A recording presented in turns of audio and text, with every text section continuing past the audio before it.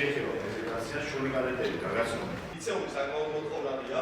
ამას მეტყოლებს ის ფაქტი, რომ მეორე სამხედრო სკოლა, რომელიც იდენტური იქნება და ამასო დარჩენა სავალდებულო.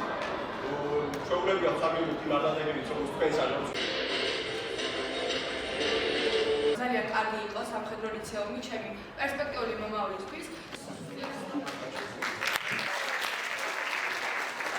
დღეს კადეტებმა თბილისის სკოლის მოსწავლეებს კადეტთა სამხედრო ლიცეუმის შესახებ ჩაუტარეთ პრეზენტაცია. თანატოლებს დეტალურად გავაცანით ის გარემო, სადაც მთელი კვირის განმავლობაში ვცხოვრობთ და ვსწავლობთ. მოუყევით იმ სასწავლო პროცესებისა და სამოტივაციო პროგრამების შესახებ, რომელიც ორიენტირებულია ჩვენი შესაძლებლობების განვითარებაზე, ლიდერული უნარჩვევების ჩამოყალიბებასა და დისციპლინის გამომუშავებაზე.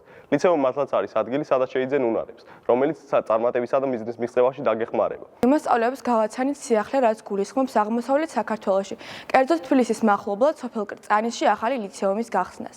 ლიცეუმის მიზანია აღზარდოს კონკურენტუნარიანი და განათლებული ახალგაზრდობა, როგორც სამხედრო, ისე სამოქალაქო კუთხით. ძალიან საინტერესო იქნება სამხედრო ლიცეუმში სწავლა, რადგან ეს ყველაფერი გვაძლევს შესაძლებლობას განმოვვითაროთ როგორც სამხედრო უნარები, ისე ჩვეულებრივი უნარები, რაც შეიძლება მომავალში დაგჭირდეს. მათ აგვიხსნეს თუ რა არის საჭირო იქ ჩასაბარებლად და მე დავინტერესდი ამ თემით და აუცილებლად ჩავაბარებ.